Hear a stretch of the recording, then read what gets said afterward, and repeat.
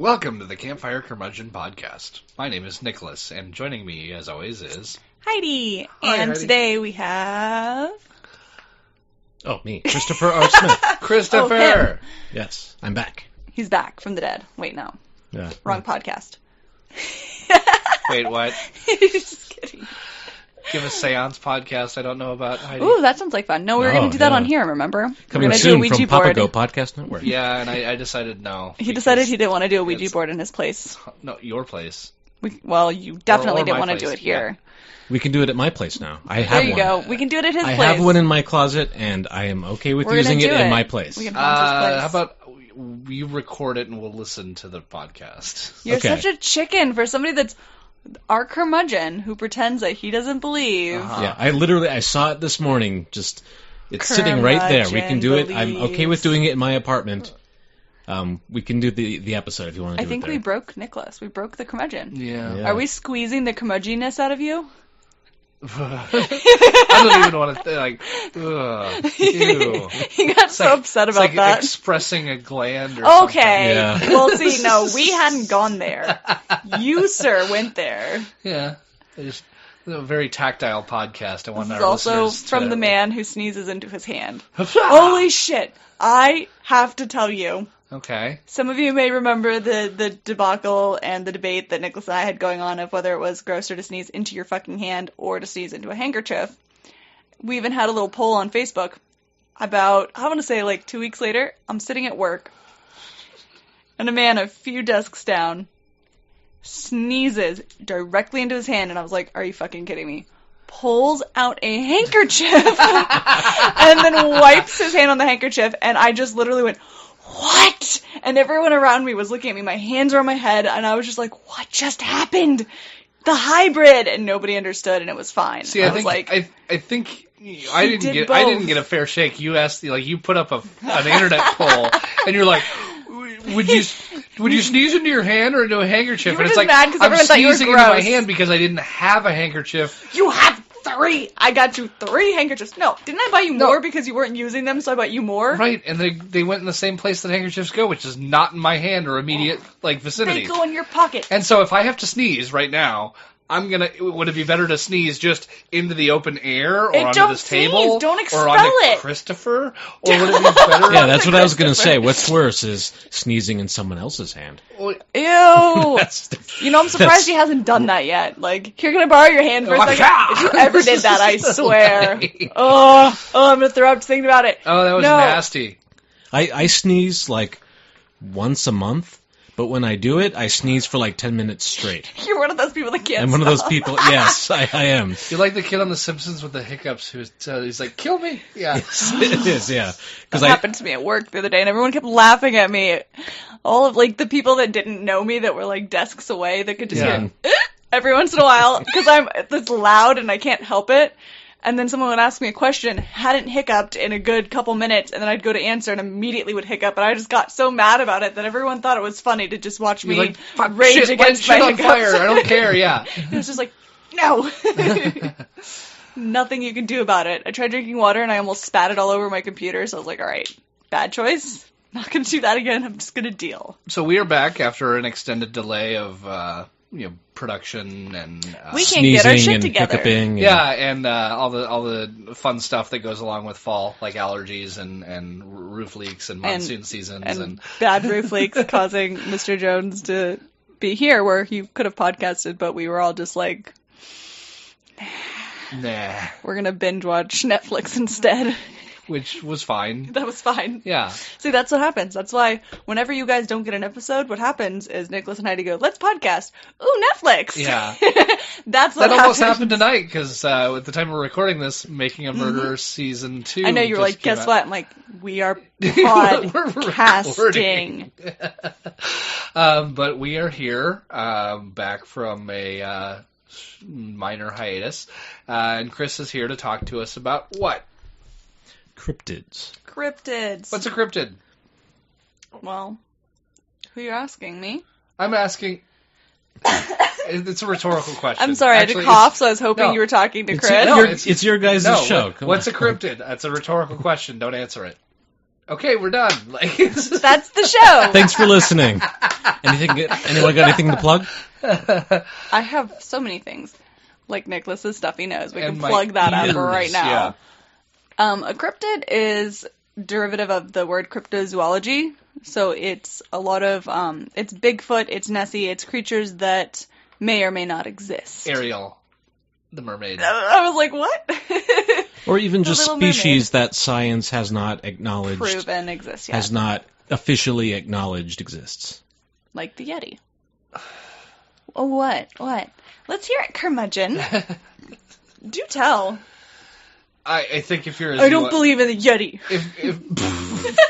If you're a zoologist, I think you could win like the Nobel Prize for biology for discovering a new species that's that groundbreaking. So That is what happens. The incentives are all leaning towards inclusion in the animal kingdom rather than exclusion of like, here's a conspiracy. It's big science, and it's like, well, big science, like, it doesn't matter whether you go to Oxford or... Ooh, What's that look like? that would be a Komodo dragon. No, that. That is a horse? It is a zebra. It's a giraffe family. It's a tapir, right? No, No, it's that it's like an okapi. okapi. It's an okapi, and It's like a tapir, but it has a zebra ass. yeah, it's got like zebra butt, Mhm. but it kind of also looks like a donkey. And some people say it looks like a bear. I don't really get that. like an I alpaca. I guess the way it walks like a bear. From the front, I guess. I think people mostly notice If the a zebra ass. zebra-assed alpaca started walking like a Basically. bear, I'd be like, that thing needs to. I want to. So, I want to get that thing The stoned. funny thing is, Well, you just saw a picture of it. It exists. this exists. Yes. It's technically in the giraffe family, which Uh-huh. I find super weird. That makes sense. I mean, I guess it's kind of got a long-ish neck. Here, check this out. I'm going to hand you this book. Okay. This is in Mysterious Creatures. It's one of the collection of, what are these? I think, are these Reader Digest ones? I think so. Yeah, I think they are. these were advertised basically on Turner networks. Yeah, on, yeah. I don't know. I when actually cable got first my started collection. in the 80s and 90s. Yeah, that And it was collection that I'm looking at right now TNT, and so jealous TBS, of. You know where I got this collection? WD. These were my dad's aunts or great aunts. Yeah. His Aunt Cease and Aunt Reggie. You could it would be like Time Life collection yeah. of blah blah blah. They had all sorts of Yeah. weird books like this, and I saw a that's huge where I got collection this of also. those at the Goodwill once. Yep. But I was broke at the time, and I was so pissed off because it was like almost complete collection. I and think I this. would have. See the one with the sticker? You can see I just got that somewhere because I didn't Yeah. have it. Interesting. So Isn't it yes, cool? there are things that are not known to Well, science. the thing about the okapi, so this was actually it was known. It was in Central Africa. It was actually known to the people that were indigenous there. Yeah. They talked about it all the time, but the Europeans that came were like, "You guys are full of shit. Yeah. This doesn't real." They would have been considered the realms of cryptozoology. They didn't see one until 1901, when zoologist Sir Henry Johnston, he obtained a skeleton and a skin, so he still didn't even have a live one, specimen. because I Yeah. guess they're very shy, and they're really good at just staying hidden. So for years, they were just a myth. Nobody believed they were real. It was like, yeah, right, we would have seen one by now, we would have caught one by now, we would have seen a skeleton. He finally got a skeleton and hair.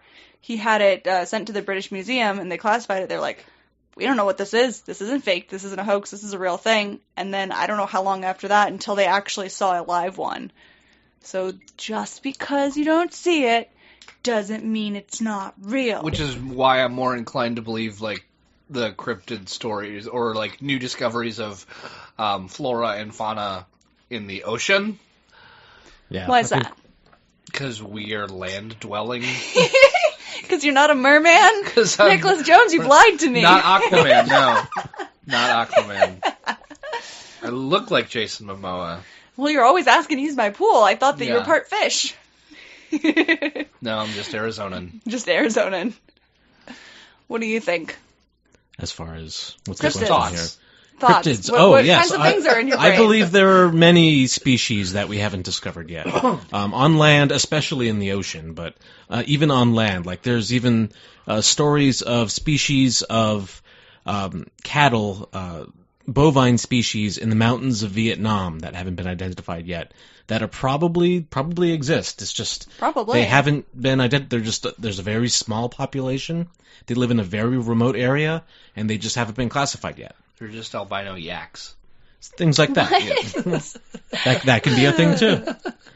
But no, that's a cryptid, and the They don't get tans because of the jungle cover, you know. Yeah, I mean that's good coverage. It's like, The what moisture? are you on about? Okay. I don't know where he's going with this, but Well, I'm just being difficult, lemon difficult. Yeah. Oh. but I think just this. It's arrogant to think that we understand everything in this world, that we have everything classified. You hear that, Nicholas Jones? You're arrogant. You're arrogant. I mean, just the human. I mean, we just in 200 years ago they thought they knew everything. 100 years ago they thought they knew everything. Today we think we understand everything No, too. we don't. Nick's making skeptic face. We really don't. And we don't. That's what I'm saying. We don't. We'll I think need to there put needs skeptic to, face on the Instagram. And I think there are still species out there in the world, and as you said, in the ocean especially, but even on land, I think there are just very small populations of species that are very isolated in very remote parts of the world that exist, and they're part of the animal kingdom.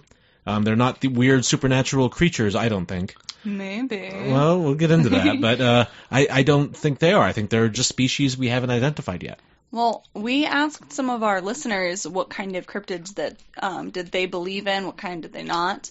We got a lot of Nessies. A lot of people actually do believe in the Loch Ness Monster. We got some... Scotland thanks you for your tourism. The Kraken, and let's see. The giant squid has been proven to exist. Yes, definitely. That is no longer Yep. a cryptid. So- there is video footage of giant squid. That is an identified species. That's true. As of the early 2000s, I would say. Yep, that's right. I know that. And see... What? See, well, yeah. Jules see? Verne, 20,000 See? Leagues? What? That was a crazy creature when Jules Verne wrote about it, but Yeah. now we know, What they a exist. wild imagination. But, Nessie. Yeah. What do you think about Nessie? It's a lake. It's a loch. Nessie is a It's I think it's a tourist story. I think You think so? Yes. Oh, why is it a tourist story? What do you think about it? I think it's like Bigfoot. It started out with like Bugfit? Bugfit. I don't know. Don't ask me to defend my lack of belief in Loch Ness Monster. Defend it, sir. You can't prove a negative. I can prove lots of negatives. No, you can't. I'm a negative person. And I'm positive about that. It's aliens. You think Nessie is alien? Yes. What do you think about Nessie? I think all Scots are aliens. Okay, What? So, They speak our language, but we can't understand them. I can understand them. you have to put subtitles on them. Yes. My grandpa does. That's why I got him a whole new Fire Stick. Yeah. Can't watch a Guy Ritchie movie without the subtitles. But, okay, so Nessie. I might bring him up a lot, but Lauren Coleman is one of the leading cryptozoologists, if that is a title you can have in the world. It's a title you can have. Yeah, he has a museum. He's written like over 40 books. Is he the one that does the Cryptomundo website, maybe? Possibly, I'm not sure. He writes in there a lot. I don't know. He does a bunch, but he has a theory about Nessie that I think is Was he a regular on Coast to Coast? yes. Okay. And but he has a theory that what people are thinking of the Loch Ness Monster is actually just a very small population, of very large freshwater eels. Yes. Yep, I've heard that theory, and it does actually sound to be quite compelling. Because, yeah, people think when you think Nessie is some kind of like plesiosaur, dinosaur-type creature. Right. But really what they see are like humps moving in the water, which could be an eel. And there's also stories of Nessie leaving the water, like people driving down the highway along the edge of Loch Ness, and something is crossing the highway, this giant creature. Eels are known to leave the water and climb into trees even, and things like that. Highness? Those are the shrieking eels. I like the fact that they can climb into a tree, just because I still think, like, even knowing that that's a fact, if I saw an eel in a tree, I would just be like, what did someone put in my drink? All hail our What new is eel happening? overlords. I would be so... If you were just walking along and you see an eel in a Right. tree... I mean, I guess for some people that's maybe a common occurrence. I don't know. But that is within in what we understand as zoological science. Right. In eel behavior, they do that. Sure. And it's possible that eel there could again, just be a very large eel, freshwater eel living in Loch Ness. Could be. Well, per Mysteries of the Unexplained, another Reader's Digest book. Thank Mysteries you, of Aunt the Cece and Reggie. Unexplained! And it's so pretty. Yeah, it is. There is a little image in here of a Nessie-type blob that was caught by a Japanese fishing traveler, and it's like a decomposing lump. And this was caught There's lots of lumps and humps. off of the New Zealand in 1977. What do you think of this? On the opposite side of the world. Oh, I've seen that one, yeah. Have you seen that one? What do you think? That could be a lot of different things. It could be a lot that of could be like the different things. I decomposing. thought you were going to say that could be a lump, and I was about to smack you with this book. Yeah, that could be a decomposing skeleton of a whale. That's what many have suggested that it could be, but Like, what if I ripped a whale in half and then like shredded it Don't do I out that. of the don't rib know. cage? Just saying. And then I left it in the Blackfish water. all over. Yeah. I don't know. It does have kind of an interesting look Hump to it. Yeah. I could Well, and say it's got, like a well, long neck looking thing. Little that's tiny... the way it's hanging. I could see that Yeah. being part of a whale. Yeah. Like if the spine. But don't you think that if they're a Japanese fishing boat, they know My what Loch a dead Ness whale lady looks like? humps. What? Wow. Say that one more time. I'm not. No, you're going to have to isolate it. Oh, Nope. I'm going to. Yeah. That's going to be my new ringtone. Okay. Oh, he's blushing. Look at that. Look at it. I'm sorry. I'm not sorry. I know you're not. Sorry, not sorry. I think where I kind of step off the hype train for cryptids is there are cryptids that people are like, oh well, these cryptids, basically they would require superhuman intelligence to avoid detection. Again, They would require, OP. and I don't know if there's even a species on the planet that matches us in terms of our ability to think abstractly and Have you ever asked them? Again, that arrogance. I've asked. I think elephants are very socially intelligent and I don't know. I think Mr. Dante is pretty smart. My cat. yeah. He's a smart little bastard. We were talking about his collection. My cat has a collection of Sephora bags, like shopping bags from the store Sephora. And I think he likes them because they're black and white like him, so he thinks he's invisible when he lays on them. He will not let us throw them away. If we pick them up, we get a look of like absolute horror, and he cries like, "How could you?" He was He out gets of his our room. paycheck, he blows it on bags. He blows it on Sephora. He was out of the room, and Josh was like, I'm just gonna throw these bags away. I'm just gonna throw these bags away. We hear ding ding ding ding, his little collar going off. He busts in the room, jumps over the bed, like bolts over me, and just sits on the bags and stares right at my husband. Just stares at him. I was like, I think he heard you. He's like, how dare you, sir? That cat's smart. I understand the arrogance argument, and it's not I'm not doing the Douglas Adams thing of like,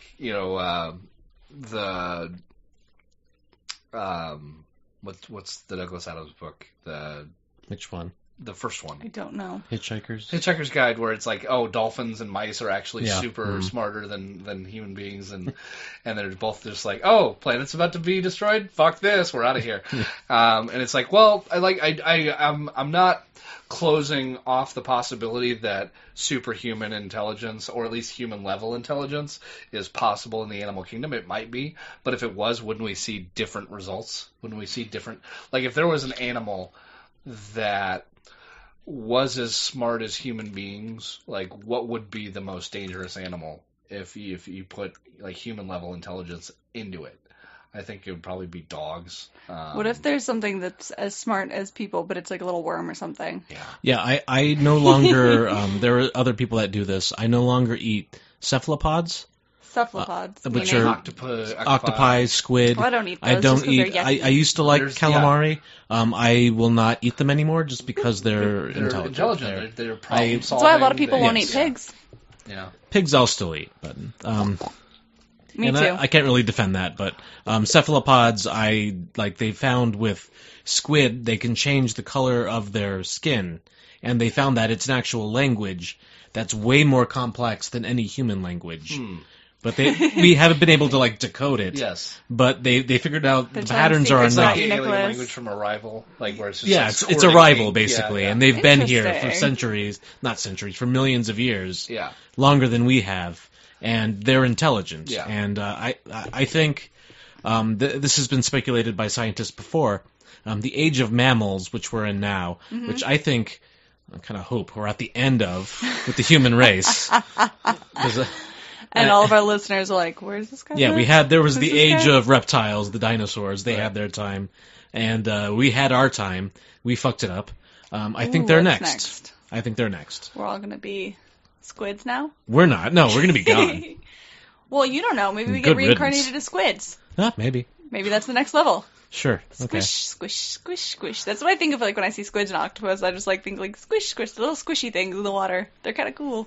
There's theories that they're very fascinating. They're capable of telepathy with other squid. I've actually heard that. And yes. like there's things that they do that we don't understand, and then they're saying there's patterns here. We don't get what's happening, but there's definitely this isn't just random things. They're communicating in ways that we don't understand yet. Do you think if they can take over the world, that Japan is definitely fucked? Oh, Japan is. Poor Japan. Just because of the whole we could kill it, fry it, and eat it, but if you want to stuff the thing in your mouth and just swallow it. Yeah, I mean, we're all doomed. No, thank you. We're all doomed, but Japan is going to go first. We're all doomed, but Japan is first. Oh, no. They've been the worst offenders.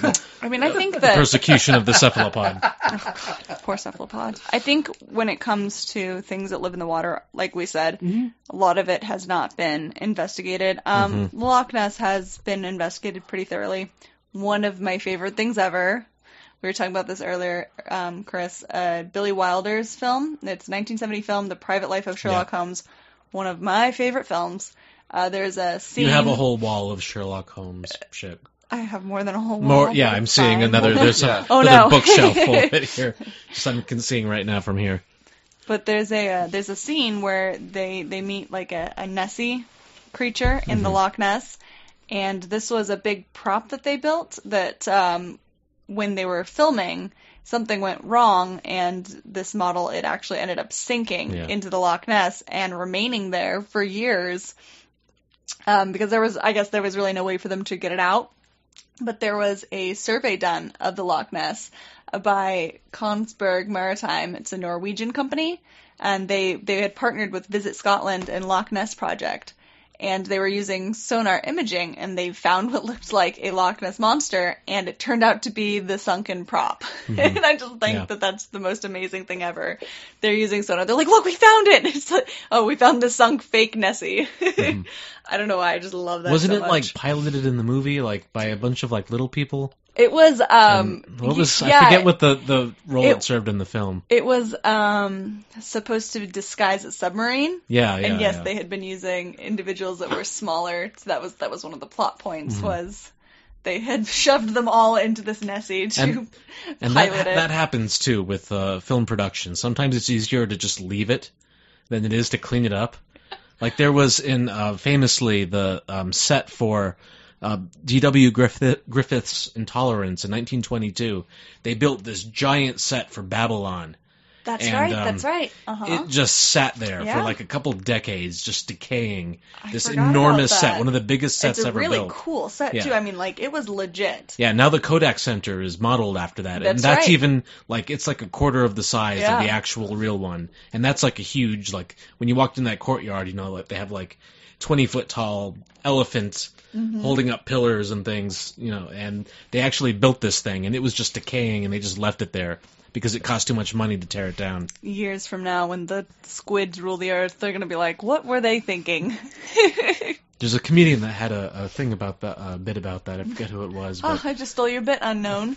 Yeah, sorry. It's a linear thought. It's fine. But about, like, Los Angeles, when archaeologists are, like, digging it up, and they're finding just all these, like, fake breasts and penises that are going to last after all the bodies have decayed. Yeah. And just, like, what was this place? Oh, my gosh, that's hilarious. The ruins of Los Angeles. The butt implant. Yes. Exactly. Oh, those are going to last as the bodies decay. It's going to be a decayed body, fake butt, fake boobs, just, like, last perfectly just be in fine. Place. Yeah. Oh, my God. And those people, why do we have a butt and not a human attached to it?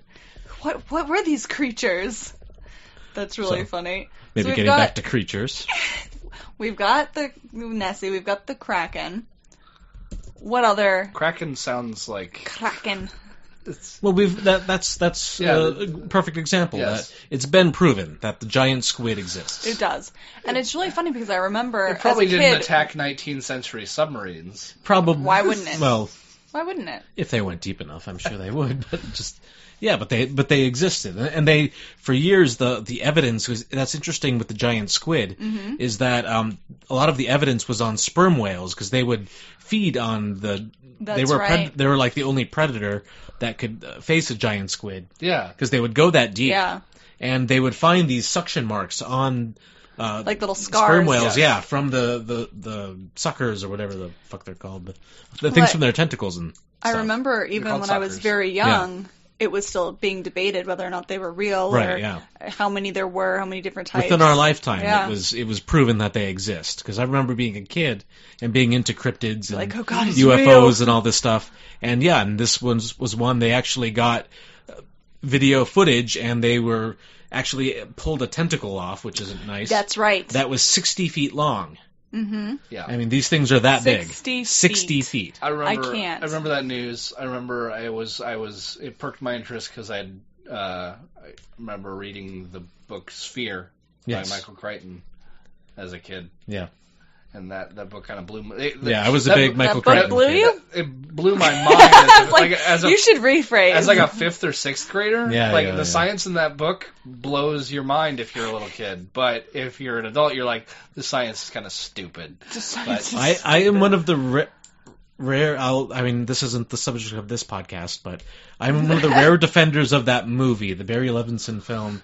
It does not hold up. I remember I was so excited. I don't know. I was so excited still enjoy that movie because they greenlit every fucking Crichton novel Yeah, they after did. Jurassic Yes, Park they came did. out. Even though he'd already made like Westworld and Terminal Man and all that stuff. Well, as a director. his film career ended Yeah. in the 70s. Yeah. Oh, ouch. And in the 90s, he became bigger as a novelist, and then Hollywood found his novels, and Jurassic Park was such a Right. smash hit, and then they adapted everything. I As stand an by. MD, he like created the show ER. Yes, he did. Yeah.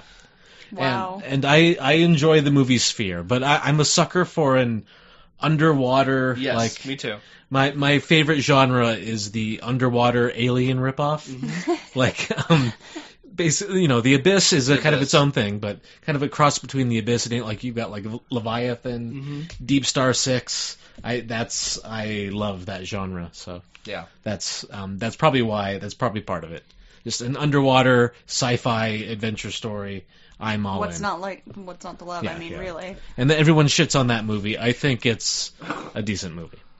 I think the cast is amazing. I think it Dustin was, Hoffman, Sharon did not Stone, have- Samuel L. Jackson. It just didn't have a big enough budget. It needed a little bit more money. And You're leaning back again. We can't hear you. Come back to us. Come It's back, fine. Nicholas. It's not fine. It's Come not back fine. to the You're- microphone. It's okay. I'm not going anywhere.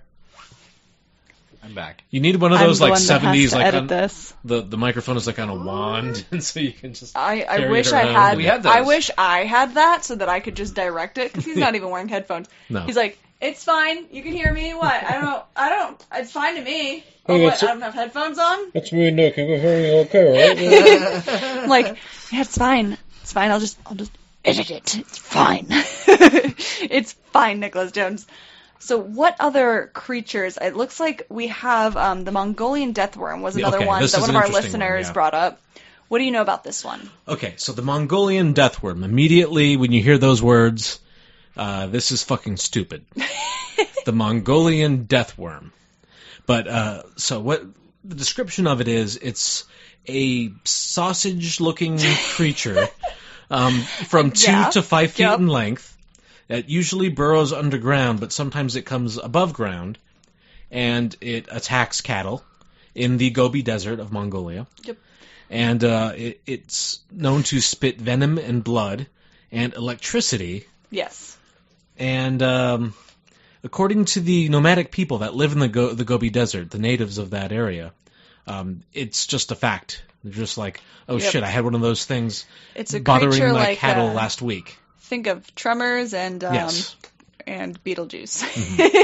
Oh, the same Basically, one? yep. Yeah. It's kind of same as that. It's big sausage thing. Yes. But yeah, they have had sightings by the indigenous people in the Gobi Desert that, I mean, if you ask any of them, most To of them them, will it's just tell a you, fact. yeah, It's real. It's not a myth. It's not a legend. It's real. And getting into this, I need to bring up a TV show that I loved, even though it was kind of ridiculous. It was called Beast Hunter, and it was on National Geographic Channel. I remember that. In 2011, and it was hosted by this biologist named Pat Spain, who claimed to be a descendant of Charles Fort. Have you guys talked about Charles Fort? No, I don't think so. Okay, well, Charles Fort, I mean, if you're listening to the show, you want to look into Charles Fort, because he's basically the grandfather of everything that's happening now, of paranormal research. Of now. Yeah, in the 1920s, he was a journalist. In the 1920s, he published a series of books that were collections of reports and cases of unexplained phenomena all over the world. And he collected stories. I mean, he founded like paranormal research and ufology and cryptid research. All of this started. All the good shit. Yeah, all of this started with his books in the 20s. And there's this kind of a debate going on because he was kind of a fascinating person. And some people think, he's the wacko that started all this wacko research. That's kind of the hardcore skeptic view. And then there are some people that look at it like, this is pure satire. He's making fun of all this shit. Yep. The truth is probably somewhere in between. Yeah. If you actually read it, and it's brilliantly written. Usually you can get I think there were 4 books in total. You can get them in one volume. And it's a very dense read, but it's worth it. And it's very fascinating and but very funny too. He has a good sense of humor.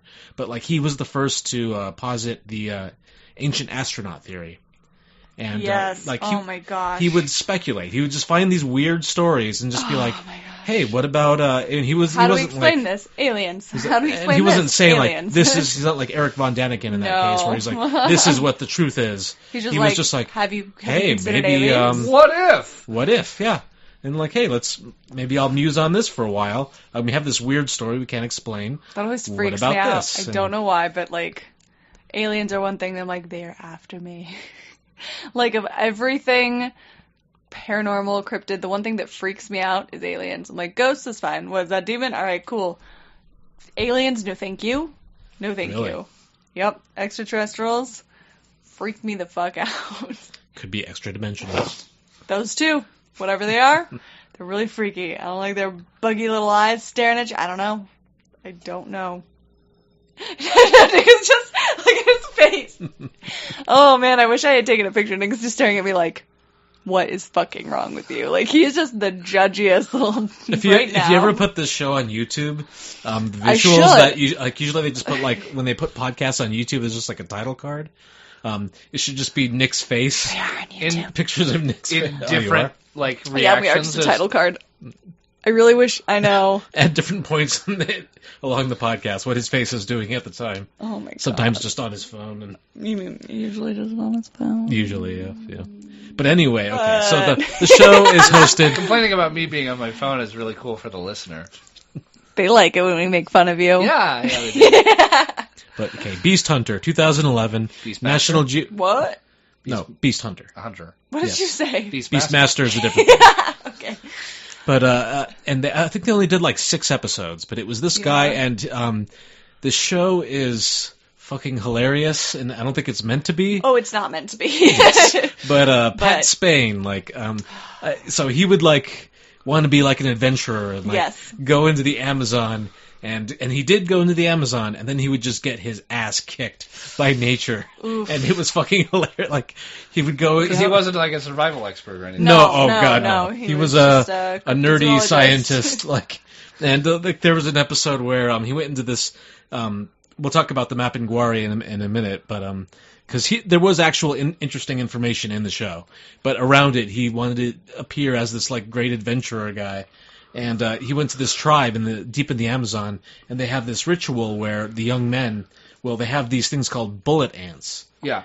And when they bite you, it feels like being shot by a bullet. It's that painful. No, thank you. There's a guy on YouTube who does this, like, with... Yeah, you love to watch those. No, I don't. Yes, you do. No, we watched one with the guy who do You got in a whole thing of, like, forcing Josh was like, why are you doing this to us? Oh. You just kept making us watch people get stung by things. The same guy getting stung by scorpions and bullet ants and what was the wasp? the hawk The hawk. wasp. Yeah, it was like the hawk. Wasp? Yep. It's like a hawk-killing wasp. Oh, Yeah, okay. what is that? Why can't we It remember? kills tarantulas. Tarantula hawk. Yeah, tarantula hawk. Okay, yeah. Bam, got it.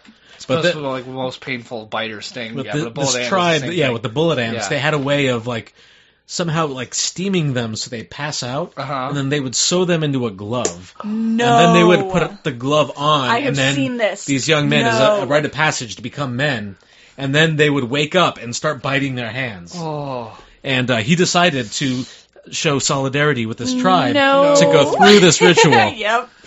And Oh, he I've did. seen For this his credit, episode. he did. I have seen this. Yep. And he was freaking the fuck out. And then, like, hours later, he was, like, rolling. They were in, like, this boat because they were going down the Amazon. He was, like, rolling on the floor of the boat. Just like, no, just bring me back to the boat. Bring me back to the boat. Just like, no, we're on the boat, Pat. We're Yeah, on the they're boat. like, we're on the Is this boat. like We're Benny on the boat. Gesserit's from Dune? Because that sounds like kind the of basic, boss. yeah, kind of. I and mean, then, yeah. meanwhile, the other, like, boys from the tribe are, Yeah. like, off building a hut already. And he's just rolling on the floor. Yep. Yeah. The pain! Yes. Oh, he was traumatized. Yeah, there was another. It may even be the same episode because I think it was still in South America. They were going across some like lake, like early in the morning, and they're saying, like, "Oh, it's going to be like the guides are like, oh, it's going to be really cold." And he's like, "No, I got this." And they're in this like really narrow canoe. I don't and remember he if that's starts, the same like- episode, but yeah. It might not be, Shivering, but or- and he starts freezing, 'cause freezing. and then he gets out like the space blanket Yep. because he's like so cold because he decided to go in without a coat. Like 'Cause the he just, survival like- blanket. Yeah. And he's trying to get it out, but if he like He's so cold he can't move. because if he moves too much, he'll knock over the canoe. Yes. Because it's so narrow. So he's like holding the blanket. Yes. Oh my god. Oh, it's good. Sounds like the inspiration for Wild Boys. Do you remember that? Like the two guys from Jackass who decided to kind basically of, yeah, go fuck yeah. with nature. I And they'd mean- run around the African savannah Yeah, in a yeah. zebra suit, in like a zebra costume. And then, like, But he was trying to seem like a badass, but Wow. he'll just get his ass Sad. kicked. And, so instead of Bear But, Grylls, yeah. it's a guy who's way in over his head. yes. But the show did have some really interesting points. Going back to the Mongolian Death Worm, he did go to Mongolia and do an episode on it. And so, yeah, Mongolian Death Did Worm he find sounds... the Cotopaxi in the Gobi Desert? Huh? Did he find the Cotopaxi in the Gobi Desert? Cotopaxi. Get the reference. The From your Cotopaxi. favorite fucking movie of all time? Ooh. Bob Balaban in the Gobi Desert and Close Encounters. Oh, when they find the okay, fucking okay. freight ship. All right, I'm It's sorry. the Cotopaxi. No, Okay, I'm Iconic sorry. He's Jesus, so okay. disappointed in you. because He it's one is of his super. favorite movies. Yeah, I know yeah. you were like harshly disappointed. I am because we just He's talked fighting about back, it like a fighting month back. ago.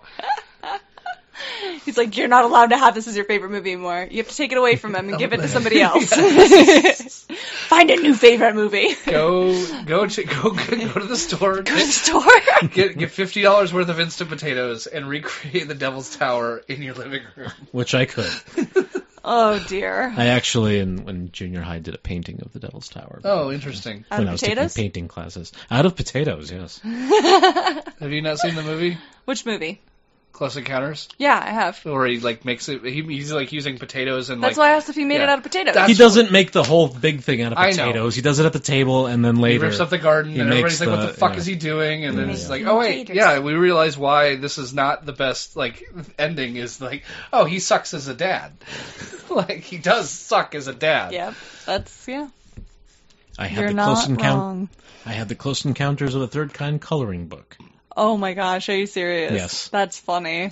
They had like Terry Garr and Melinda. What's her name? Melinda Dillon. Dylan from.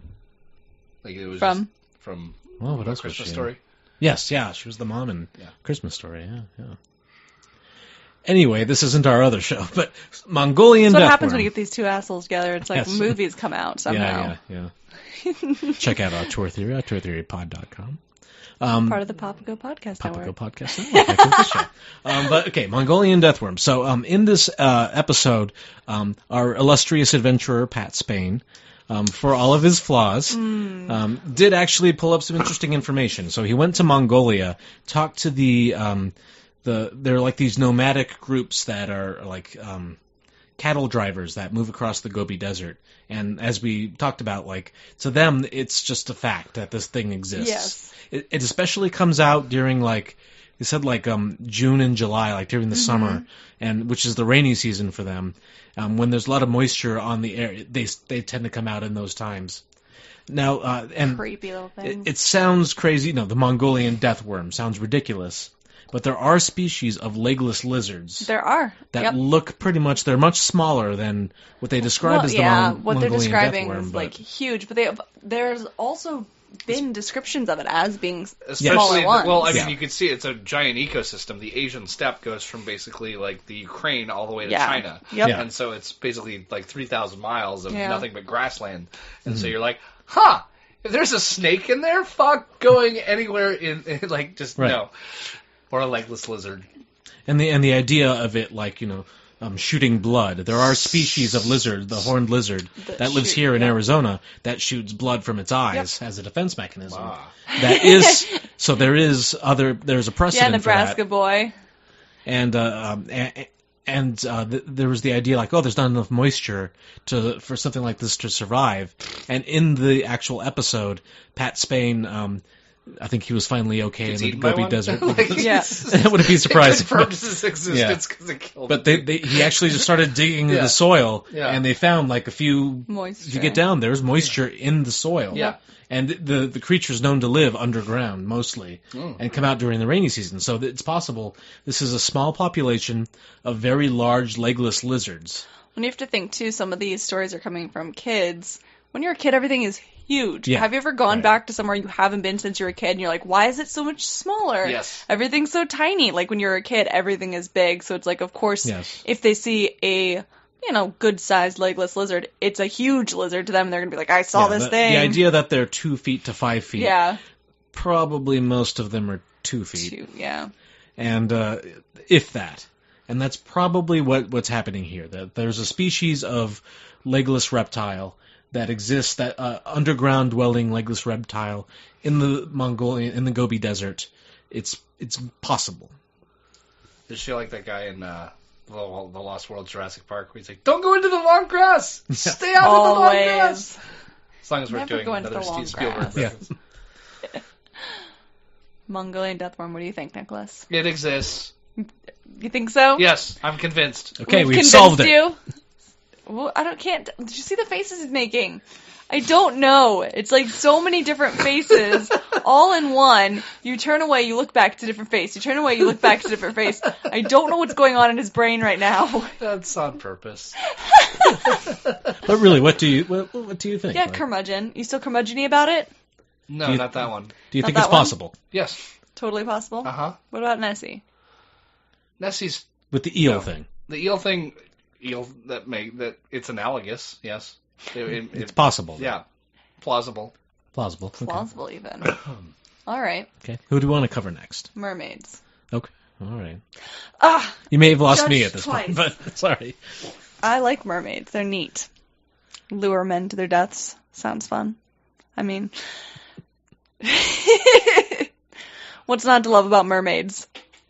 The fish part of the bottom. Yeah. You like fish. He's like, not that much. Not that much. I can't talk about mermaids without mentioning the Futurama episode where they go to Atlanta, and he goes, The lost city of falls in love Atlanta. with the mayor's daughter, and then he realizes like, oh. Well, I can't really mate with her. He's like, yeah, how about I spread my eggs and then you put your seed, and that's how they spawn like fish. And he runs away. He goes, why couldn't she be the other type of mermaid, where it's the lady part on the bottom and a fish part on the top? And it's like he would have been okay with that, just legs and a fish. Oh gosh, And I've seen you crack up about this so many times, It's and it's still so funny to you funny every to me. time. it's so funny to me. I like mermaids, and I think they exist because I want them to so bad. Really? Yes, I love the theory of, like, sirens or mermaids, like Ocean madness. pretty ladies that lure terrible men to their deaths. I just love it. I love it. According So to, and I'm not going to do it literally because this is a podcast, but air quotes here, scientists, Quotations. what they look like is not pretty ladies. They're these weird fish monsters. Yet men will fall for almost anything. True. That's apparently the lesson here. Apparently the they did manatee... come out of like sailing lore, and if you've been on a wooden sailboat with They 40 say dudes, a lot of the mermaid lore came from manatees. yeah, Sightings I've of heard manatees, which I don't know. I would not You mistake gotta that be for a real, pretty lady. right? Yes. I'm like, you gotta be real drunk, Yeah. real lonely. Yeah, to see a manatee Pretty and be lady, like, oh wow, because they're not lookers. I mean, nothing against the lookers? manatee. they're not lookers. Wow. Okay. Not to be judgmental of the manatee. What animals in the animal kingdom are lookers, Chris? I don't no, know, don't but you dare. Don't I do don't know, that. but Not on this podcast, not sir. the manatee. Okay. Save that for my other podcast. Ends of sidebar. Save that for the weird podcast. Oh, okay. We're This not one's doing. fine. We're not This doing one's the weird one, right? No, we're not doing the weird one right now. This isn't the weird one. Mr. Show, before I die, I'm gonna fuck me a fish. Now you're punching the table. That's my job. Remember the Lifeboat episode where it's like a Jerry Springer show, and he's just like, before I die, I'm gonna fuck me a fish. I like mermaids. I think they exist. Because life is precious. We don't know the and anatomy God, and the Bible. 100%. But you like the idea of them, or you actually believe they exist? Both. Why not? Prove to me they don't. Prove it now. Prove it. That's Ow! not how this works. That's not how any of this works. She's turning off our mics. Just mine. But I do like the sirens in Oh Brother, Where Art Thou? Yeah. The ones that keep singing that same tune. Go to sleep, little babe. I knew you liked that. Yeah, it's a good song. It gets it's repetitive, so you know that So I you, like it. Yep. You're like like, it. he likes repetitive stuff, audience. He's a dum-dum. Oh, that's not true. You made our music, so people know what you like. That it's repetitive repetitive stuff. And what? and kind of catchy, but also annoying and repetitive. I mean, I don't fast forward it when I listen to our episodes. Oh, that's good. I don't either, actually. So that's... Yes, I listen to our episodes to make But- sure that I edited them right, because sometimes on second listen I'm like, oh no, fudge. that needs to go. But mermaid, I know the Discovery Channel, I think it was, got in trouble a few years ago Yes. for a documentary, Was like this during A Shark Week? mockumentary. a mockumentary about what if mermaids existed, but they pretended aired it was as real. it was real. And that was something that, because people were already criticizing the Discovery Channel for going more for ratings than for education. Like for decades, it had been the educational channel Yes. and delivering really good like nature documentaries and things like that, and then just getting really pulpy and pulling out this bullshit. And this was kind of the apex of that, where even they had to apologize. And what's for real it. frustrating about that is it makes it hard when you're doing research. When you're researching mermaids, that comes up constantly as people still believing that was an actual documentary. Yes. To this day. Have you ever seen? Truck over there. Have you ever seen the TV show? It was a series on Animal Planet, of all places, called Lost Tapes. I think I might have. Okay, I was into this. It happened to be on at like 2 a.m., like right on like Saturday night at 2 a.m., right when my ex had fallen asleep and I was drunk. Like we were both Isn't drunk that how it goes? and she had fallen asleep, and that happened to come on right at that time. So I would watch it like every Saturday night. There'd be 2 episodes of the show called Lost Tapes, which was supposed to be found footage Yes. of cryptids, basically. They did an episode on the Mongolian Death Worm. And I believe I have seen this. Yes, it was the dumbest show in the world. Like, they would do something like, oh, the creature in this episode is like, oh, a family moves in this new house, and oh, vampires live in the attic, and then to justify it being on Animal Planet, they'd like occasionally cut to a scientist talking about bats for a few minutes, and then they'd cut back to this stupid, like, it was supposed to be like handycam footage, but it was like, HD Very widescreen. obvious. Yeah. I was like, oh yeah, found footage, huh? My favorite episode was about, not to go off on too much of a tangent, but it was about, these, oh yeah, too late. Oh, stop. But it was about these high school kids that were going, they're about to graduate from high school, so they're going on this trip to a lake in Oklahoma, and there's a lake monster that's a giant octopus that lives in this lake, And it was, but just the way the episode was, it was like this love triangle. Like the Octopi guy are too smart to live in Oklahoma. I was like, look at this look of disgust. What's he about to say? But just the episode was just so badly written, and it was just like this. I mean, they'd at least cross the Red River and go to Texas. Come on. Yeah. But it was like recorded by this kid who was in love with this girl, but she was with this jock guy, and so there's like this love triangle. Cabin in the woods. Kind of, yeah. But there was like an actual line in it. I remember like they're about to go, and then the jock guy's like, "Yeah, memories." And so they go out to the lake with their friends, the black guy and the Asian girl, and that was the extent of their characters. And then they get killed by the octopus one by one. And that was the epic. Like, the show was just fucking ridiculous, but I'd end up watching it. Like, there was a period in my life where that was my weekend. Oh, jeez, was that's watching funny. lost tapes. Huh. I have seen a couple episodes, but never really got into it. No, I mean, I wasn't like into it. Again, it was 2 a.m. and I was drunk. And that's when I would watch it. Otherwise, I would not waste my time on that. So many stories start that way. Yes. We see it was 2 a.m. and I was drunk. Okay, anyway, mermaids. You wanted to... what's your argument for mermaids? Prove to me they don't exist. Okay. Okay. Do you have any evidence that they do? I didn't ask for that, did I? I asked you to prove Okay. to me that they don't exist. All right, well, we need to start somewhere. I feel like, again, the ocean is so deep and vast, and we've explored so little of it. Why could they not? What are you cackling about? What you sent me, Oh, which is like he was going on about like the a Google image search of a lady, like bottom half lady, top half fish. I sent him a mermaid just like you wanted.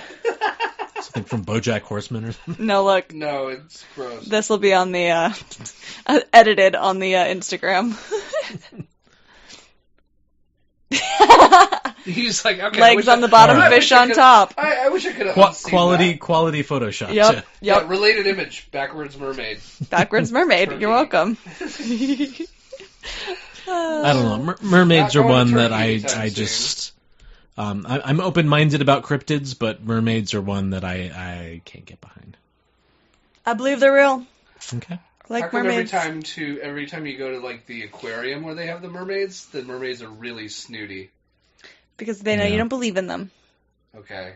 So there. I thought they were just stuck up 22-year-old girls. What mermaids are you talking about? The ones that are at the aquarium. I don't go to the aquarium. Oh. Also, Nick, your The aquarium feet that away has from dolphins. the mic. We can barely hear you. He doesn't Okay. care. I'm The back aquarium that has dolphins in Arizona that I've boycotted. Yes, that one. Yes, yeah, I don't go to that one. Or like 2 of them died already or something? Yep, 3, I believe. 3. Oh. Yeah. Down with it. We got rid of Covens. We'll get rid of you too. Covens? Yeah, it was a medical testing facility. Right. It's gone. You're next. I love aquariums, though. I'm glad it's... I still haven't been to that one yet. I don't think they should have dolphins, but the rest of it... The rest of it's kind of neat. Bah humbug. Okay. Bah humbug. I even like the one in the Arizona Mills Mall. I have not been to that one. It's fine. It's fine. Yeah, it's fun. fine. I love aquariums, so I enjoy it. But even as much as I love the ocean floor, mermaids, I can't. That's not one. Someday Okay. you're going to get pulled into the ocean by a mermaid, sir. Yeah, Then you'll believe. Okay, I'm open. I'm open to He's it. open to it. It's going to be in the ocean. I'm open to you, mermaids. Should be you more- choose to appear. It'll be more that's happened in my personal life than anything else the past few years. So Mermaids? yes, I mean, if something's That's got to more- happen, that's more plausible than it better anything be else. mermaids. Well, one of the cryptids that we were kind of arguing about earlier, Nicholas, Mm-hmm. the Yeti. Like I don't even know what that noise was. Like the cup that keeps your drink cool? No, try again. What's that? I don't think that exists. A cup that keeps your drink cool? No, come on, that's a myth. No, the Yeti, sometimes called the Abominable Snowman, although that's a misnomer. That's kind of a derogatory. I mean, Derogatory. Like, what's his name Well, from, maybe he's very friendly. Yukon Cornelius calls him a He's bubble. Yes. nice. Well, this is something seen in Nepal. It's a Tibetan word, Yeti, and the Abominable Snowman is actually a term that was derived after there was these explorers that wrote about a Mount Everest expedition, where they found really large footprints. Mm-hmm. And they Couldn't thought, possibly be men with snowshoes, could it? no, these were not. No. That's something. Sorry to derail that, but a lot of these stories of cryptids, when they become like crazy legends, a lot of times it's European explorers interpreting Exactly. the local people of what are now considered third world countries. It's colonialists going into other colonialism, countries basically, and being like, interpreting stories. This must be some kind of monster. And they're like, Yes. yes, no, it's a fucking tiger. And they're like, no, it's a Yes. monster. And you're like, no, Kind like, of. You but- see this again and It's again. called a snow tiger. You're like, Well, like, Yes. With this one, this expedition was actually led by Lieutenant Colonel Charles Howardbury. Lieutenant Colonel. Charles Howardbury. He led the Mount Everest reconnaissance expedition, Reconnaissance. in which he chronicled. It was in 1921. He wrote a whole thing about it, and he actually said that he thought the footprints were from a large loping gray wolf.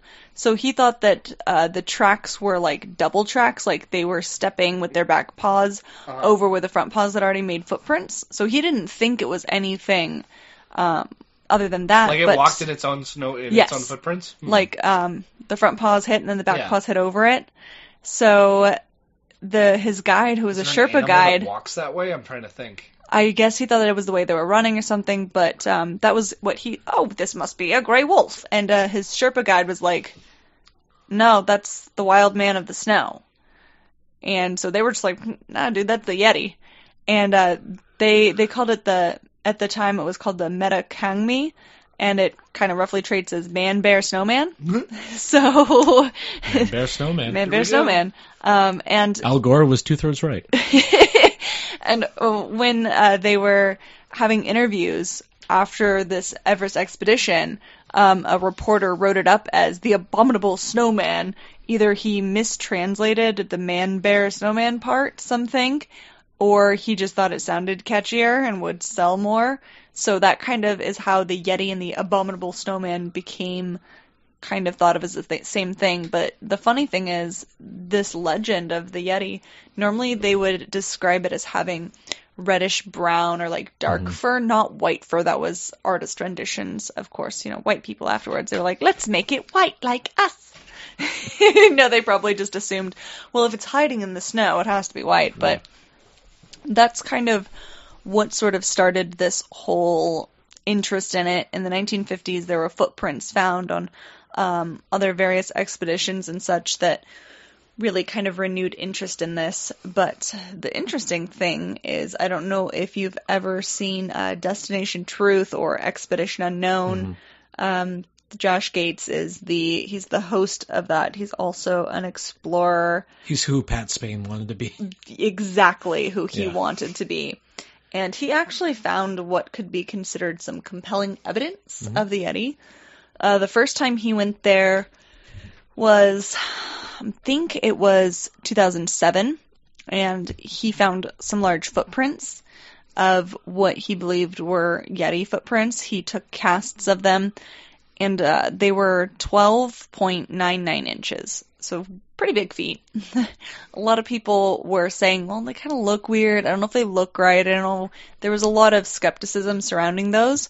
Fallen arches. Yeah, I mean. Well, unfortunately, you know how sometimes you see what you want to see in the snow. It could be various prints like wolf, bear, whatever that has gotten, the snow has melted a little bit. So people were skeptical. But then he went back in 2009. He did another expedition, and he discovered some hair samples.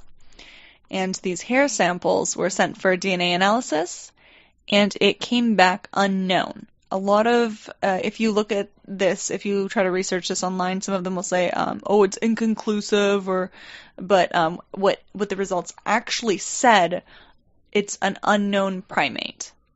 They think it's a from the family of great apes, like a gorilla, a chimpanzee. Humans are in that same family, but all of these types of species, they're very well documented. Their DNA is extremely well documented. This hair sample did not come back as being any of them. So at the time, in that family, but it's actually being said perhaps there is an unknown type of great ape that is what the Yeti is. So again, we could have another cryptid that we may find out in years is actually real. And it's just that it's in a region people don't commonly... The Himalayas. Yeah, people don't seem to thrive there as well as, a creature such as the Yeti. That's the thing about the cryptids, I think, that we've discovered is they're living at where what humans would consider the extremes, right? Mm-hmm. Super hot, Gobi Desert, Gobi Desert cold, for the exactly. Mongolian Death the Worms. ocean, pretty salty, I'm yawning, but I was like trying so hard to say, corny asshole. You're salty. Yeah. You're salty. And speak to that, if we can move on to another one that I think is a very interesting case, is the Mapinguari of the Amazon. Yes. Which is another and this is another episode of Before you move Beast on Hunter. from the Yeti and the Abominable, Yes, Nick, what do you got for us? I wanted to recommend the, I think it's AMC show, The Terror. Okay. Yeah. And it's based on a Dan Simmons novel about two British ships that, true story, did get caught in the ice in the Arctic, trying to find a way to an Arctic passage, and they get terrorized by basically a supernatural monster, and it's 10 episodes, and it's fucking fantastic. Yeah, they did a good job with it. I have mixed feelings because before I gave up on my dreams of being a director in Hollywood, that was one of my dream projects. Was an adaptation. Well, of maybe Dan you Simmons' could The adapt Terror. his other novel, The Abominable. It's about The Abominable. Whoa, what's this one? Dan Simmons. Is this new? Newish, August 2013. I don't know this one. Yeah. I think he's a prolific author. No, I've read a bunch of his other books, but he kind of became kind of like a right-wing asshole. No, he did it like a future. It was that one was fucking awful. Yeah, I forget what it was called, but yeah, I know These are the books terrible. you just recently bought, and you were like, "Whoa." No, That's another author. No, I've read some of his other stuff, which are great. The Hyperion series is probably my favorite. I haven't read those, novels. but I read his his mix of historical fiction and he's horror. Awesome at prose. Yes, but then he got political in a way that he did one political novel, and apparently it's a right-wing garbage. Yeah, it is. I read that one. Yeah. But I think he's a good enough writer where it's okay, well, that was your little experiment into edgy Fox News shit, and then you went back to The Terror. But The Abominable, I don't know about this one. It takes place on Everest. Okay. Yep, in 1924. Oh, I'm in. Yeah, pick it up. Okay. Okay. But adapt it. Write a treatment. Mapinguari. No, I gave up on my dreams already. Oh, okay. Mapinguari. Okay, so we're going to the Amazon. Let somebody else make it, and it'll be worse. Mapinguari. So the Mapinguari, according to local tribes, this is a creature... If we say the same 3 times, does it appear like Beetlejuice? Because if so, we're screwed. Okay. So this is a creature that lives deep, deep in the jungle. It's a very large, hairy creature, has very muscular arms, huge claws. Sometimes kind of monkey-looking, sometimes drawn as like a little bear almost. Like, you know how they have pygmy animals? What are the animals that are called where they're bigger, like gigantism type, like when the oxygen was more prevalent in the atmosphere? During the Pleistocene? Sure. We'll get to I'm that. talking about mastodons. No. We'll get to that. A mastodon version of a honey badger. If a honey badger was the size of a fucking car. We'll get to that. Just hold that thought. Okay. Save it. Put it in a jar. So the legend is this creature lives deep in the Amazon, and it supposedly has 2 mouths, one on its stomach. Oh, this is right. Yes, I forgot the belly button mouth. Yeah, which... It also is usually depicted with claws that kind of remind me of a sloth. Exactly. That's the thing that has been pointed out about the Mapinguari. Is so this legend exists of this creature that lives deep in the jungle. Some of the native tribes that are deep in the Amazon acknowledge its existence as a fact, the same as the Gobi Desert with the Mongolian Death Worm.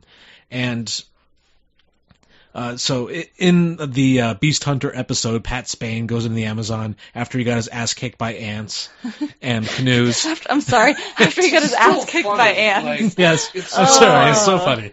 But this was a really interesting thing. So he was talking to these villagers about the Mapinguari, and he was saying okay, the stomach in the mouth, as a biologist... I don't know that that's... As a biologist, I have to say. But he's right. I don't know that that's anatomically... It's like a quicker route. If your mouth is right by your stomach, it doesn't have to travel as far. It probably didn't work that way.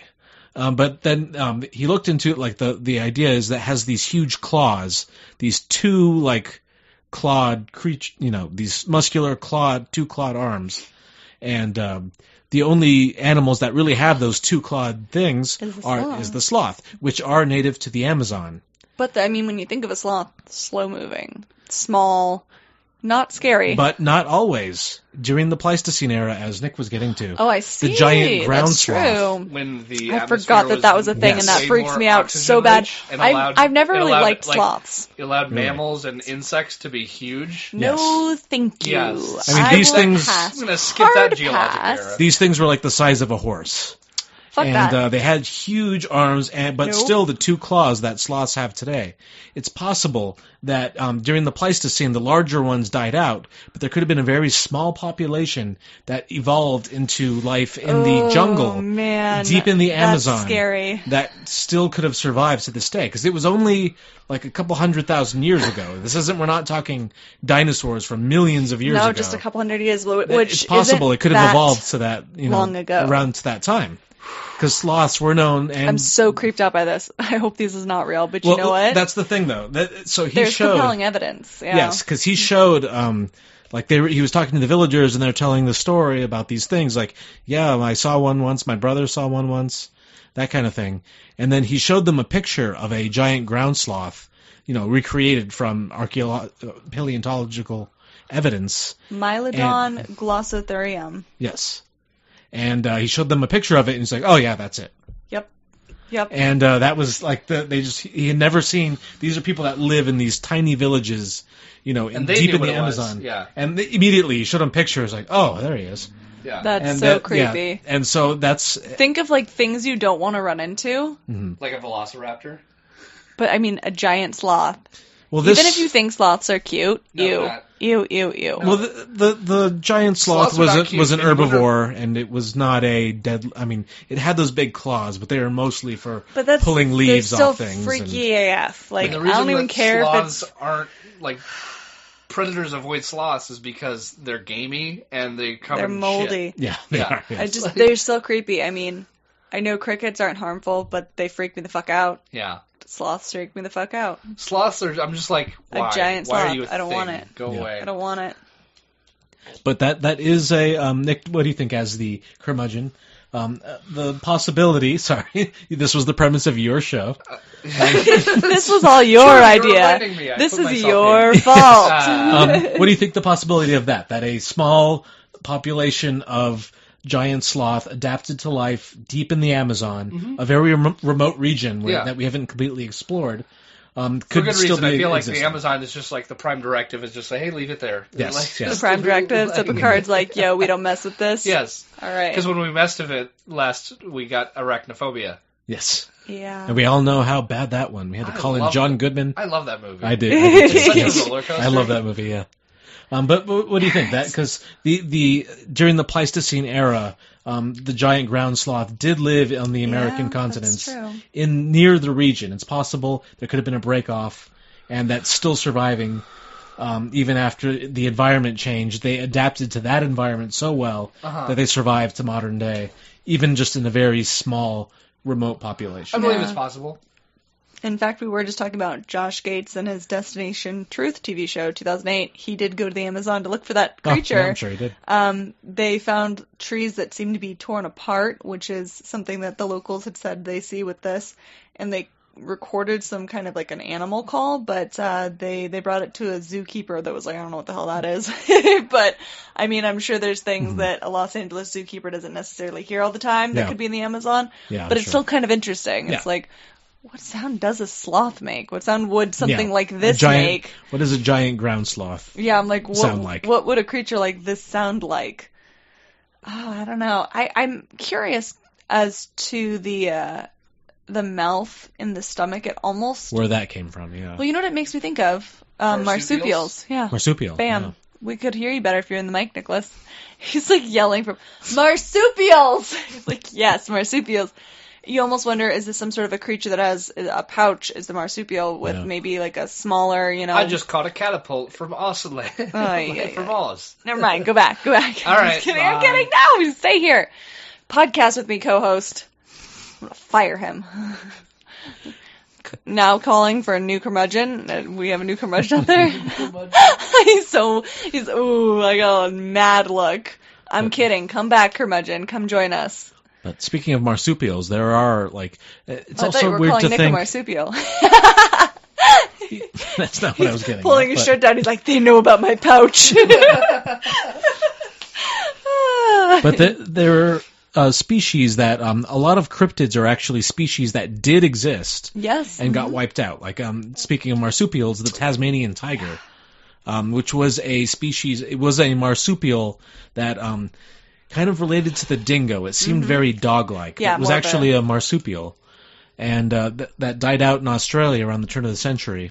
And there's still sightings of them that still exist. Because it's, just because something is extinct, it just means we don't see them around anymore. We don't see evidence of them. But if it's something we know has existed, there is a chance for things that they've already found different, like, fish and things that they thought were completely extinct.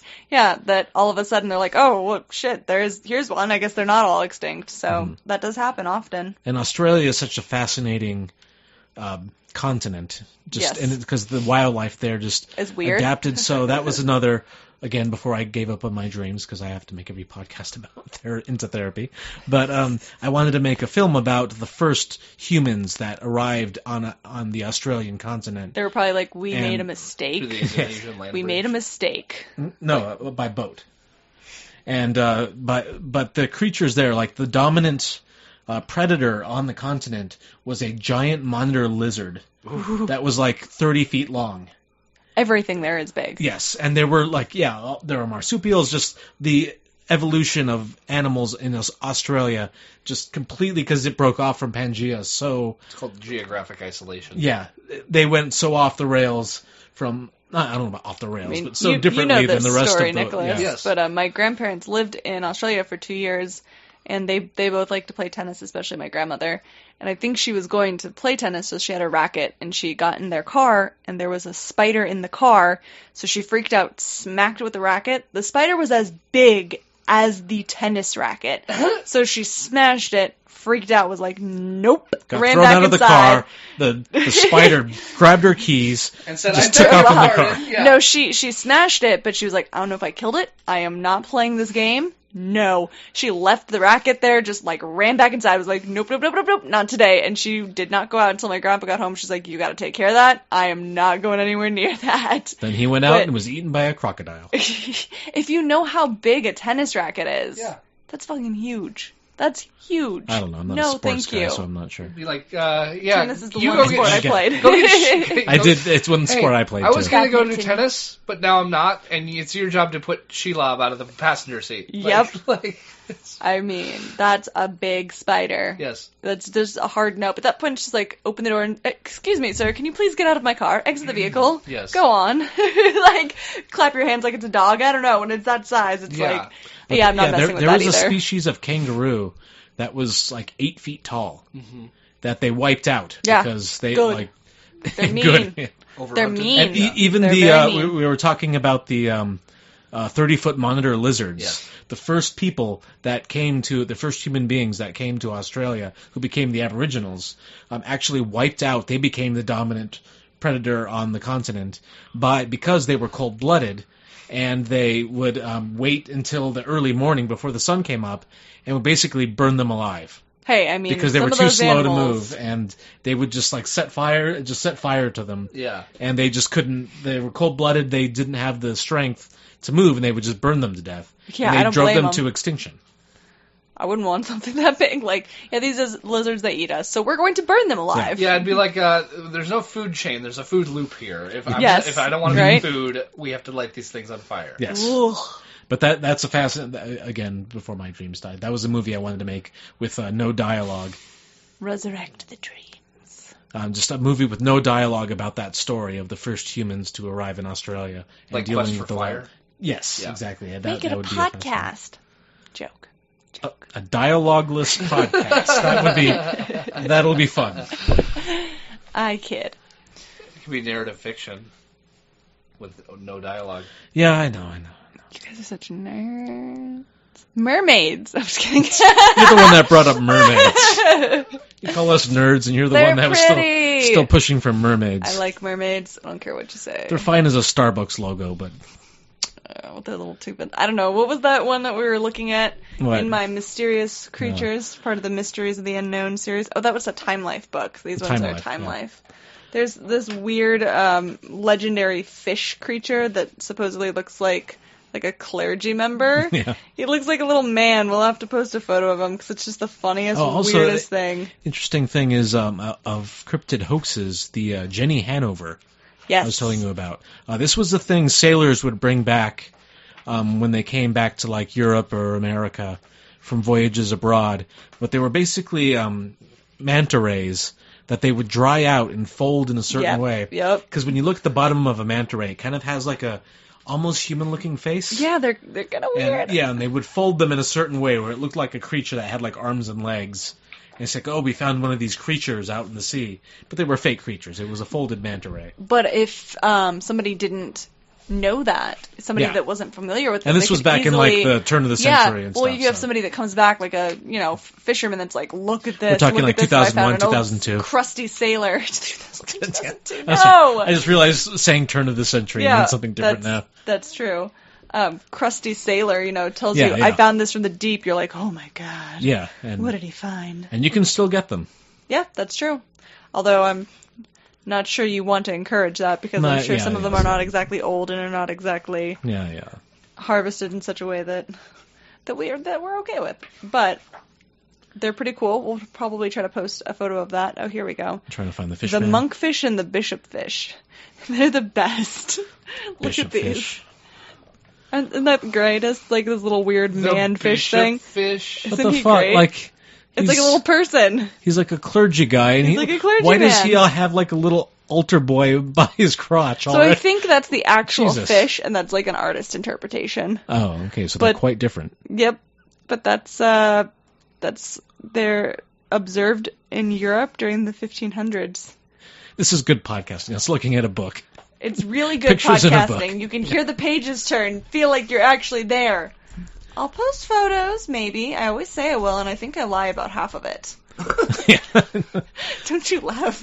I do it alone, okay? So one more I want to get to, and I don't have that much more on this, but this also goes back to the idea of a lot of these stories we hear about are from European colonial explorers and their interviews with the native people that are accepting of these creatures. They're really just being condescending dicks the whole time. Yes. And that's, I have a hard time pronouncing it. Mokele Mbembe? Uh-huh. So it's a cryptid that is supposed to live in the deep jungles of the Congo in Africa. Mm-hmm. And it's been described as a sauropod-type dinosaur creature that's living deep in the Congo. If you've seen the movie in the 80s, Baby, The Secret of the Lost Legend, it's a dumb, cheesy 80 movie. With Sean Young? I think so, yeah, yes. yeah. That's based on this. But the descriptions, because at the time in Europe, dinosaurs were all the craze. So when natives were describing to these European explorers of this large creature with this like thick gray skin that was aquatic. That movie was traumatic if you watched it as a kid. I watched it as a young kid. I was a young kid, and it was it wasn't one I stuck with. It wasn't overly violent, but there was obviously poachers, and the guy who wanted to he kept wanting to trank baby, it's basically a little brontosaurus. Yeah, yeah. And he keeps wanting he's hunting it with a dart gun, and I was just like, he's gonna kill baby. And isn't there some weird tribal nudity for a kids movie? Maybe, I don't know. I just remember seeing it as a kid. And my dad was like, "Oh yeah, this is a good movie for kids." I'm like, okay, it's got a dinosaur in it, it's got a dinosaur, and it's got live, people, and Sean Young, and But a Sean Young and a dinosaur. That's all you need. That's all I need. That's all you need. But the story that came... Wow, now we know what his Sean Young and a dinosaur. Oh, there's the blushing again. Why don't we have video to go along with this podcast? It's I've said too much about myself. Yeah, it's they know my secrets. But the stories that came out about this creature were that it was this dinosaur-type thing. Yes. Even though that's not the way the natives described it. Yeah. They also described it of having a very long, what the Europeans described as a tooth, but was probably more accurately described as a horn. Yes. And it's They're like, possible, oh, you mean a tooth. We understand. They're like, Yeah. no, all right, fine, you fucking idiot, whatever. But it's possible that it's been surmised that maybe this was, and maybe they're not around anymore because this was back, the last sightings were like in the 1920s, of a small population of aquatic rhino. Yep. I've heard this. Because they've described it more closely to something more like a hippopotamus, Yes, like or a rhinoceros with a horn. with a horn. Yeah. More than the brontosaurus, but that was what was popular in Europe at the time. In the imagination of Europeans, of mysterious creatures. Dinosaurs at the time were mysterious creatures, and that played more to that than what the natives were actually describing. And that's kind of possible, that there was a species, of rhinoceros that adapted to deep jungle instead of savanna. I mean, it makes a lot of sense. I think a lot of these creatures, it's very easy to see. Maybe if they, like you said, they're not exactly as what's described or what the legend has turned into. If with their stomach mouths and... their stomach mouths, maybe there are creatures out there that we don't yet have names for. We don't yet have actual, proof that they exist, but that are just yet to be discovered or yet to be scientifically documented. What do you think, Nicholas? He's not as fun. I think that science has a lot to reveal. Into the mic. We can't hear you. I think that science has a lot to reveal to us about what's true and what's not. So. You sassy bastard. Look at his face. Yeah. Is that your final word on that? Yeah, that's my final word. What about you, Chris? Yes, I think, as we've brought up before, just like we think we understand the world that we live in, and I don't think we do completely. There are unexplored places, especially in the ocean. I mean, we could do a whole episode on ocean stuff. And ocean stuff. I've even ocean stuff. That'll be the name of the episode, yeah. But I mean that's a whole other story. But even on land, even in the world that we've built our borders, we've built our maps, the fucking land sharks. But yeah, we think we have everything charted out. Seahorses. And he's just shouting out things now. Socks. But yeah, to think that we understand everything, I think, is ridiculous. That I think there's still things out there we just don't know. Why does the male seahorse have the babies? Yeah, just call it the female. Well, I don't know about that. Sexist. I think. But yeah, that's my. I think we stopped. Hang on. We stopped? What? This just now stopped. What's it? Mute your speakers. No feedback protection. Sorry, I'm not sure what part we missed. Oh, no. Wait, feedback. It got too much feedback and it stopped. So anyways, what you were saying, just say it again. Oh, okay. Well, just, there's lots of, we think we understand the world, we have everything charted and bordered and things, but do we really understand everything yet? I don't think we do. I don't think so. I mean, I think it's very easy to see that there's probably a lot of different creatures that we don't fully know about yet. So I, for one, say go cryptids. Yeah. I mean, we still are always discovering, like, usually they're like a new species of, insect or lizard, but that's happening every day. But it's still possible that there are larger creatures, larger mammals or reptiles that are still out there that we just haven't found yet. Absolutely. Well, thank you so much for joining us, Chris. What do you want to plug? I mean, obviously, we have to talk about the Papago Podcast Network. Yes, as this show is on, and you can find other fine programs on there. Many fine programs. Where can they find that? PapagoPodcastNetwork.com. I do another show with this asshole. with Mr. Away from his mic over there. Yeah, with Nick. Sorry, I wasn't close to defend myself. We do a show called Auteur Theory. It's about two assholes that watch movies. Yes. Accurate. We just completed our first season on David Cronenberg, working through the films of David Cronenberg. And we will shortly be launching our second season on Sofia Coppola. Wonderful. So that'll be coming up soon. You can find that at auteurtheorypod.com or the PapagoPodcastNetwork.com, or follow us on Facebook, either one of those, and you'll get updates there. And yep. Find us on all the social medias. If you're listening, you found us. Congrats. Thanks so much for joining us, and keep the campfire burning. Bye. Hey, campers, thanks for listening. Got any scary stories? Send them to campfirecurmudgeon@gmail.com or message us on Facebook. You can even send a text or leave a voicemail at 480-442-0124. Don't forget to visit us on Instagram and tweet us at CFCurmudge.